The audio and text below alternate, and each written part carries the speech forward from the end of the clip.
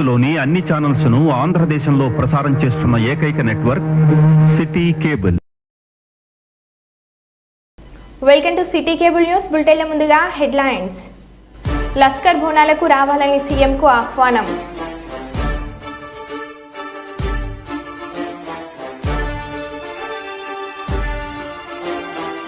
Gulf board ఏర్పాటు చేసి 500 కోట్ల బడ్జెట్ కేటాయించాలి.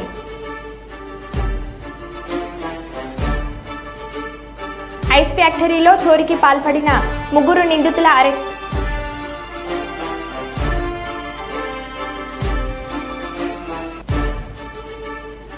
నాలుగు రోజుల పాటు కుప్పంలో పర్యటించనున్న నారా భువనేశ్వరి. బీడీ కార్మికుల రాష్ట్ర సమన్వయ కమిటీ సమావేశం జయప్రదం చేయండి. సిఐటియు జిల్లా కార్యదర్శి ఎండి అంజిబాబు. మంచిర్యాల జిల్లాను గంజాయి రహిత జిల్లాగా తీర్చిదిద్దుదాం. Ramagundam police commissioner M Srinivas IPS.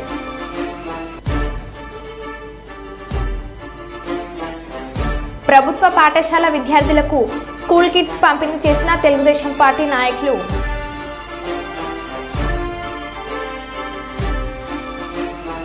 ఇక వివరాల్లోకి వెళ్తే, రైతు రుణమాఫీతో ప్రతి రైతు కుటుంబం పండగలాగా ఆనందంగా ఉన్నారని పర్ఖల ఎమ్మెల్యే శ్రీ రేవూరి ప్రకాష్ రెడ్డి అన్నారు. శుక్రవారం సంఘి మండలం కాంగ్రెస్ పార్టీ ఆధ్వర్యంలో కాంగ్రెస్ పార్టీ రైతులకు ఇచ్చిన 2 లక్షల రుణమాఫీ హామీని నెరవేర్చేందుకు గురువారం ఏకకాలంలో ₹1,00,000 రుణమాఫీ చేసిన రాష్ట్ర ముఖ్యమంత్రి రేవంత్ రెడ్డికి ధన్యవాదాలు తెలుపుతూ బైక్ ర్యాలీ నిర్వహించారు.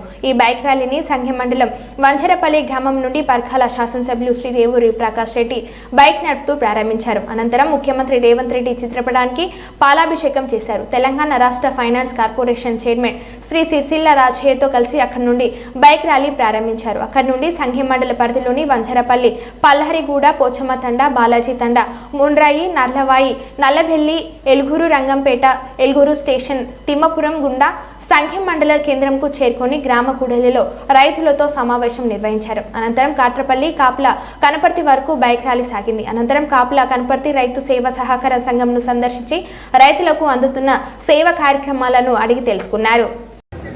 9వ తారీఖు నాడు వెంటనే మహిళా సోదరిమణులకు, మన ఆడబిడ్డలకు ఉచిత బస్ సౌకర్యం కల్పిస్తున్న మాట వాస్తవం అవునా కాదా అని చెప్పి అడుగుతున్నాను. కల్పించిన మాట వాస్తవం అవునా కాదా అని చెప్పి నేను అడుగుతున్నాను. మరి కలిపియడం వల్ల ఇవాళ మనం చూస్తే రమారమిగా 62 కోట్ల మంది మహిళా సోదరుమణులు, 60 అంటే మనకు 4 కోట్ల జనాభా కదా, 62 కోట్ల అని అంటే వాళ్ళు ప్రయాణం చేసిన సంఖ్య. ప్రతి నెల లక్షలలో ప్రయాణం చేస్తున్నారు. ఇప్పటి వరకు ఒక్కొక్క మహిళా సోదరమని కూడా 3-4 సార్లు కూడా బస్సు ఉచిత ప్రయాణం చేయడం జరిగింది. వాళ్ళకి ఇవాళ ఆర్టీసీకి వచ్చి 2,143 కోట్లు చెల్లించడం జరిగింది. ఆర్టీసీ ఉచితంగా తిప్పడంలో ప్రభుత్వం ఈ పైసలు చెల్లిస్తున్నారు. అదే విధంగా చూస్తున్నాం, ఇవాళ మనం గ్యాస్ సిలిండర్లు 500 రూపాయలకి ఇస్తానన్నాం. ఇప్పటి వరకు చూస్తే 56,46,808 గ్యాస్ సిలిండర్లకు 500 రూపాయలకు గాను మరి మిగిలిన పైసలు 640 కోట్లు. ఒకసారి మీరు ఆలోచించాలి, ఇంత కష్టకాలంలో కూడా ఇచ్చిన వాగ్దానం నెరవేర్చడానికి 640 కోట్లు చెల్లించిన విషయాన్ని మీ దృష్టికి తీసుకొస్తున్నారు. అదే కాకుండా ఇవాళ మనం చూస్తున్నాం, మీ అందరికీ తెల్ల రేషన్ కార్డు ఉన్న వాళ్ళందరికీ 200 యూనిట్ల కరెంటు ఉచితంగా ఇస్తున్న మాట వాస్తవం అవునా కాదా అని చెప్పి అడుగుతున్నారు. ఇప్పటి వరకు చూస్తే 45,92,984 మందికి ఈ 200 ఉచిత కరెంటు బిల్లులు ప్రభుత్వ పరంగా 640 కోట్లు ఈ ప్రభుత్వం చెల్లించడం జరిగింది. అదే కాకుండా చూస్తే ఆరోగ్యశ్రీ విషయంలో ఎవరైతే అత్యవసరమైన వైద్య సౌకర్యాలు కావాలో, వైద్య సేవలు అవసరం ఉన్న వాళ్ళకు కూడా ఇప్పటికి 125 కోట్లు ఈ ప్రభుత్వం చెల్లించడం జరిగింది. అదేవిధంగా కళ్యాణ లక్ష్మి చెల్లిస్తున్నాం ఇవాళ. అదే కాకుండా మనం చూస్తే పాఠశాలల మరామతులు కూడా చేపట్టినాం. 283 కోట్లు ఇప్పటి వరకు మనం చెల్లించడం జరిగింది. అదే కాకుండా రైతులకు సంబంధించి రైతు భరోసా కింద ఈ కాలంలో 7,625 కోట్లు చెల్లించింది ఈ ప్రభుత్వం.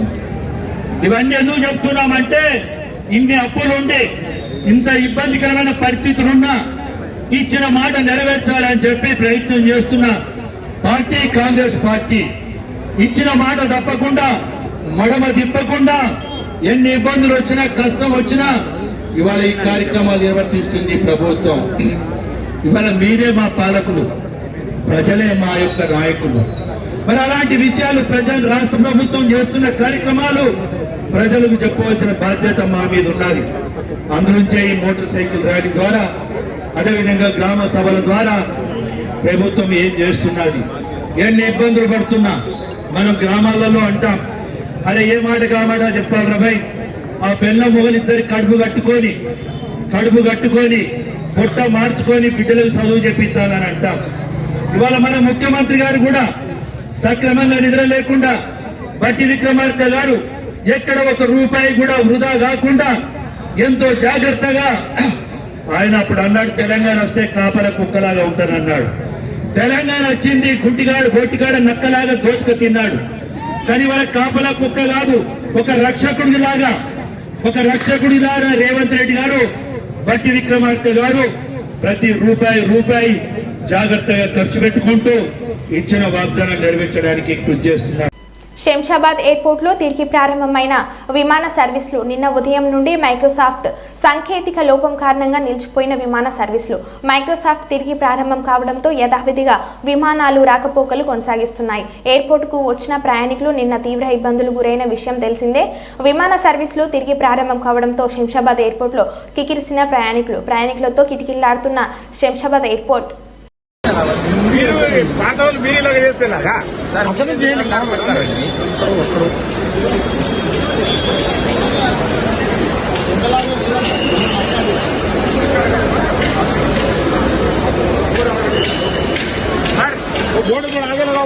బోర్డు అక్కడ పెట్టేస్తే అయిపోయేదానికి ఎందుకు ఇంత కథలు తెగుతున్నారబ్బా? బోర్డు తీసుకురా వెనక్కి.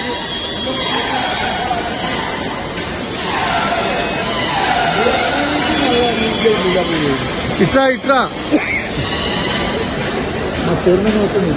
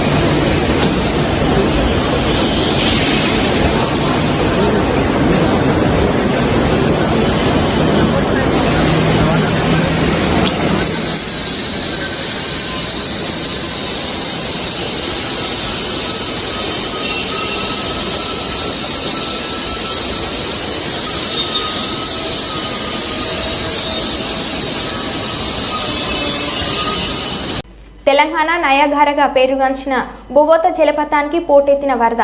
ములుగు ఎగువ ప్రాంతాల్లో కురుస్తున్న భారీ వర్షాలకి బొగోత జలపాతాల వద్ద అత్యంత ప్రమాదకరంగా వరద ప్రవహిస్తుంది.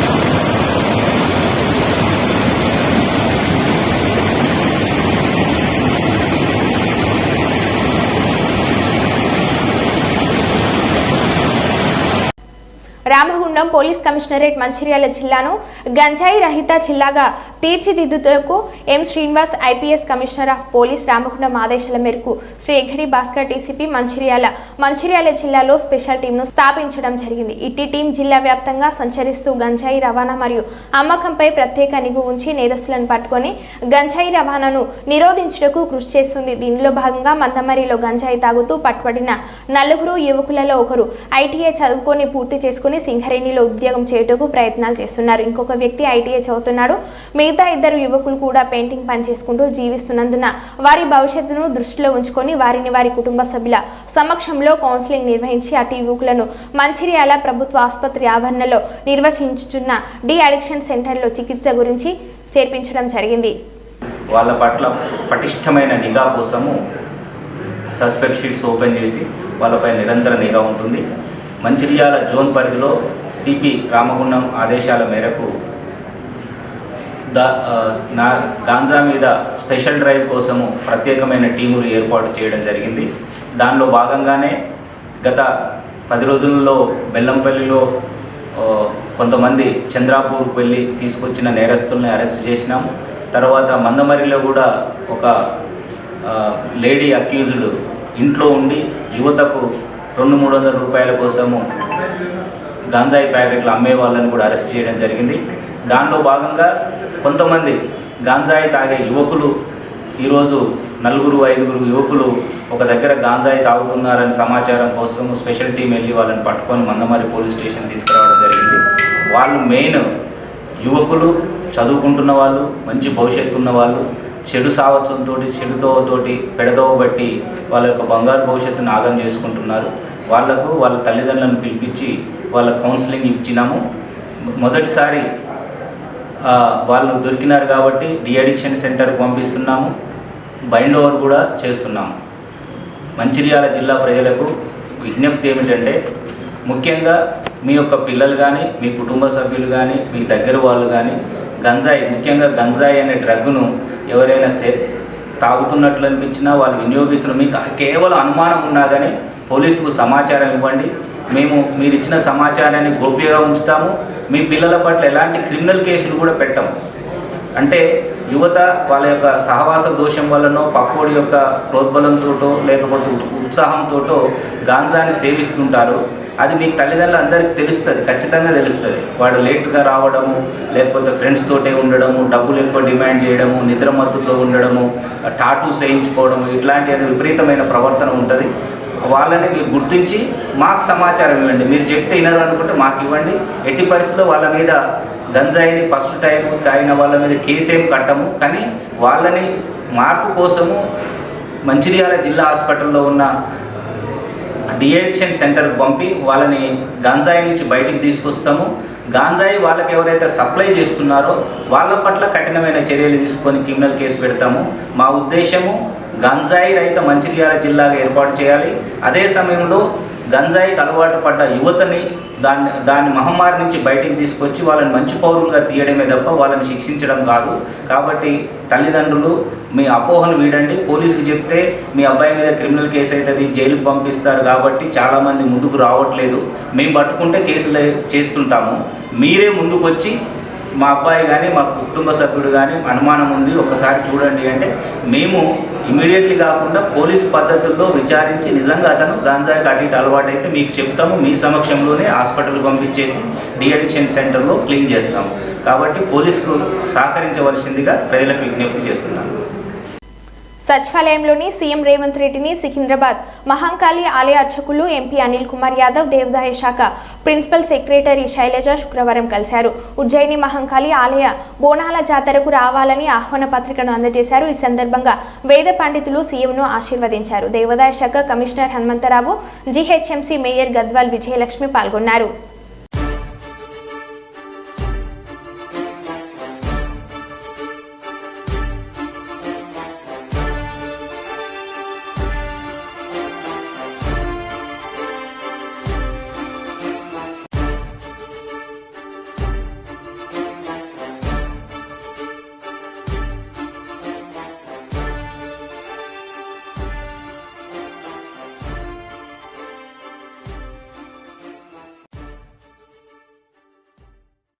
గత 2 రోజుల నుండి ఎడతెరిపి లేకుండా కురుస్తున్న వర్షాల నేపథ్యంలో పోలవరం ప్రాజెక్టు పెద్ద ఎత్తున చేరుతున్న వరద నీరు, రోజురోజుకు పెరుగుతున్న గోదావరి ఉధృతి, ప్రస్తుతం పోలవరం స్పిల్వే 4,84,022 క్యూసెక్ల నీరు దిగువకు ప్రవహిస్తుంది. పోలవరం ప్రాజెక్టులో ప్రస్తుతం స్పిల్వే దిగువన 30 మీటర్లుగా నీటి మట్టం నమోదైనట్లు తెలిపిన అధికారులు. ప్రస్తుతం భద్రాచలం వద్ద గోదావరి వరద ప్రవాహం 32 అడుగులకు పెరగడంతో పోలవరంలో నీటి మట్టం సాయంత్రానికి మరింత పెరిగే అవకాశం. ఇప్పటికే పాపికొండలు విహారయాత్ర నిలిపివేయగా పోచమ్మ తల్లి ఆలయం వద్ద వరద నీటితో మునిగిపోవడంతో ఆలయాన్ని మూసివేశారు. మత్స్యకారులు ఎవరూ వేటకు వెళ్లొద్దని అధికారులకు ఆదేశాలు జారీ చేశారు.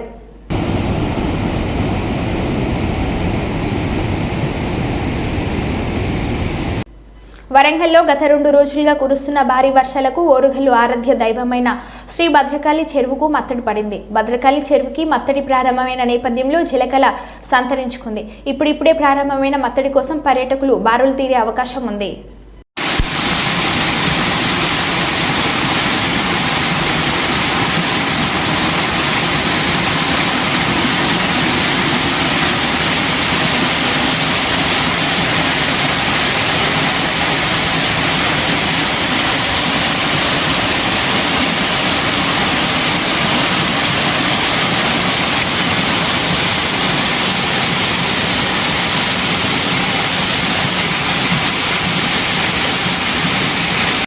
బంగాళాఖాతంలో అల్పపీడనం ప్రభావంతో రాష్ట్రంలోని పలు జిల్లాల్లో ఈ రోజు రేపు భారీ వర్షాలు కురిసే అవకాశం ఉందని హైదరాబాద్ వాతావరణ కేంద్రం హెచ్చరిక. ఆయా జిల్లాల కలెక్టర్లు అప్రమత్తంగా ఉండాలని తెలంగాణ సీఎస్ శాంతికుమారి ఆదేశాలు జారీ చేసింది.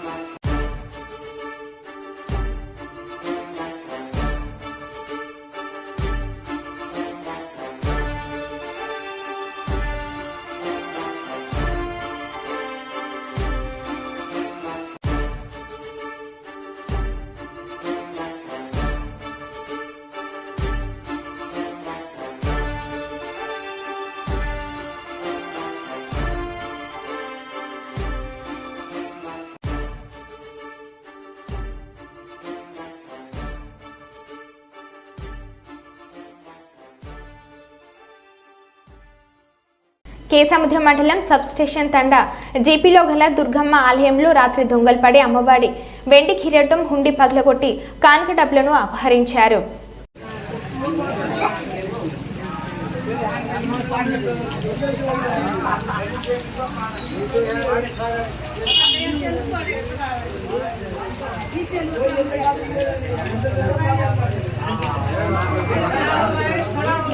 గ్రూపులో పెట్టి వైరల్ చేయకు.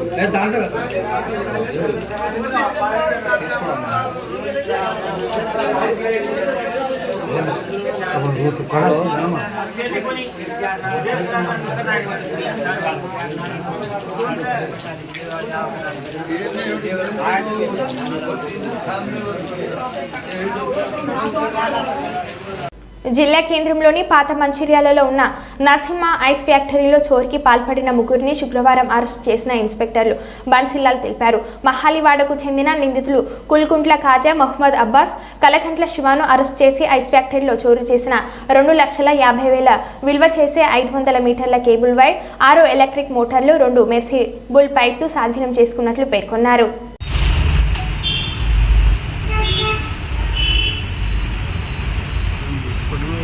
జూరాల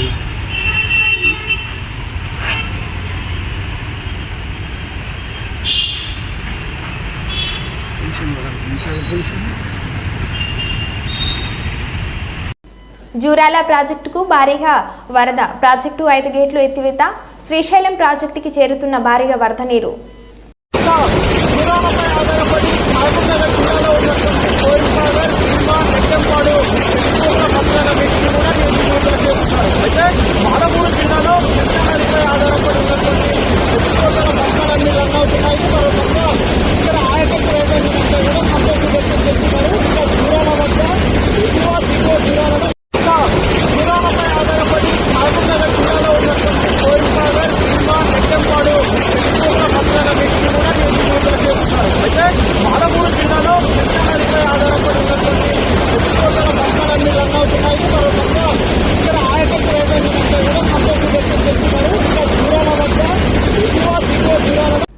ఖమ్మం జిల్లా పాలేరు నియోజకవర్గం ఖమ్మం రూరల్ మండలం వెంకటగిరి గ్రామానికి చెందిన బి వెంకటమ్మ 70 సంవత్సరాల వయసు గల కూలీ పనిలో భాగంగా పొలంలో పనికి వెళ్తే పాము కాటు వేసింది. దీంతో హుటాహుటిన కుటుంబ సభ్యులు ప్రభుత్వ ఆసుపత్రికి తీసుకువెళ్తే ఓపీ రాయడానికి సుమారు 15 నిమిషాలు. ఆ తర్వాత మళ్లీ లోపలికి వెళ్తే టెస్టులు చేయించుకోండి రండి అంటూ, ఆ తర్వాత ఫైల్ తీసుకొని రండి అంటూ టైం వేస్ట్ చేసిన డాక్టర్లు. 3 డాక్టర్లు ఒకే చోట కూర్చొని నవ్వుతూ ముచ్చట్లు పెట్టుకుంటూ జోకులు వేసుకుంటూ నవ్వుతున్న వైనం. ఇట్లాంటి పరిస్థితుల్లో ప్రజలకు అందుబాటులో ఉంటూ వారికి మంచి వైద్యం అందించాల్సిన వైద్య సిబ్బంది నిర్లక్ష్యంగా వ్యవహరించడంతో నిరుపేద ప్రజలకు వైద్యం అందే పరిస్థితులు కనిపించడం లేదు. నిర్ణీత సమయానికి ఉదయం రావాల్సిన వైద్య సిబ్బంది తమకు నచ్చిన సమయానికి వస్తూ మధ్యాహ్నంలోపే ఇంటి దారి పడుతున్నారని రోగులు ఆరోపిస్తున్నారు. ఈ సందర్భంగా బాధితురాలు వెంకటమ్మ మాట్లాడుతూ 3 మంత్రులు ఉన్న ఇలాఖల్లో ఖమ్మం జిల్లా ప్రభుత్వ ఆసుపత్రిలో వైద్య సిబ్బంది పేషెంట్లపై వ్యవహరిస్తున్న తీరు నిర్లక్ష్యం సరైంది కాదని, ప్రజల సొమ్మును జీతాలుగా తీసుకుంటూ వైద్యం కోసం వచ్చిన ప్రజలను బానిసలుగా చూడటం సరైంది కాదని, దీనిపై జిల్లా వైద్య శాఖ తక్షణమే చర్యలు తీసుకొని పేషెంట్ల పట్ల నిర్లక్ష్యం వహిస్తున్న డాక్టర్లను వెంటనే సస్పెండ్ చేయాలని, తనలాగా వేరొక పేషెంట్కు ఇబ్బంది కలగకుండా చూడాలని జిల్లా అధికారులను 3 మంత్రులను సోషల్ మీడియా ద్వారా కోరడం జరిగింది. ఇక్కడే అంటే టెస్ట్ ముందు టెస్ట్ చేయండి, తర్వాత ఫైల్ తీసుకురానని మీరు వివరంగా చెప్పారా? నాకు చెప్పలేదు. అంటే అరవడమా? సరే, ఓకే, ఓకేలేండి. అరిసినట్టే ఉంటుందిలే. నాకు ఇందాక మీరు చెప్పొద్దు అంటే వచ్చి మీరు టెస్ట్ చేయించండి అని చెప్తుంది కదా. ఒక పావు గంట లేట్ అయింది. ఇప్పుడు పాము కరిచిన వ్యక్తి పావు గంట లేట్ చేస్తారా మీరు? ఏం కదా, ఏం కాదు. ఇందాక రెస్పాండ్ అయితే తీసుకొచ్చి ఇది లెక్కలేదు మీకు. 100 కేసులు చూస్తారు మీరు. ఇది రెస్పాండ్ గారు. మీరు కనీసం కుర్చీలోంచి లేచి పాము కరిచిన వ్యక్తి చూడరా? మీరు కనీసం చూడరా మేడం? మీరు పాము కరిచిన వ్యక్తిని 3 డాక్టర్లు ఉండి ఒక్కరు లేచి చూడరా? చెప్పండి నాకు. మీరు ఒక్కరు లేవాలి, 3 డాక్టర్లు ఒక్కరు లేవలే. ఆమె లేవలేని పరిస్థితిలో ఉంటే కనీసం చూడరా? ప్రైవేట్ హాస్పిటల్ మీకు అదే తేడా. ప్రైవేట్ డాక్టర్లు అయితే అమ్మట చూస్తారు. మీరేంటి 3 డాక్టర్లు కూర్చొని పాము కరిచిందని చెప్తే ఒక్కరు లేవాల? మీరు నవ్వుకుంటూ మాట్లాడుతున్నారు. మీరు ఎవడు బాధ ఆడుకుంటుంది? ఏం ట్రీట్మెంట్ మేడం? ఇందాక ఎందుకు చేయాలి? టెస్ట్లు ఎందుకు చెప్పలే? రాగానే ఇక్కడ టెస్ట్ చెప్పి చెప్పాలి. అది అరవటమా? అరవటం అంటనా? ఏం చూస్తున్నారు? 3 డాక్టర్లు నవ్వుకుంటూ మాట్లాడుతున్నారు. పాము కరిచిన వ్యక్తికి వచ్చి లేచి రెస్పాండ్ కాలేదు ఒక్కళ్ళు కూడా. అయిందంటే మేము అరిసినాం అంటున్నారు. ఇదే నా గవర్నమెంట్ డాక్టర్లు చేసేది? మీరు చేసేది ఏదైనా అంటున్నా? ఇందాక టెస్ట్ చేపితే పావు గంట టైం వేస్ట్ అయింది. ముందు టెస్ట్ చెప్పాలిగా. ముందు ఫైల్ తీసుకొని రాబడి అని చెప్పారు నాకు. ఏదంటే అరచం మేము. అందుకే గవర్నమెంట్కి ప్రైవేట్కి అదే తేడా.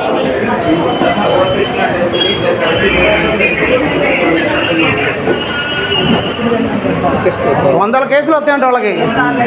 సచిన బతికిన ఏముంది వాళ్ళకి? ఇది లెక్క కదా వాళ్ళకి. లక్షల జీతాలు తీసుకోవాలి తెలుసు కానీ రెస్పాండ్ కావడం తెలియదు. మరో బులెటిన్లో మళ్ళీ కలుద్దాం. Stay tune.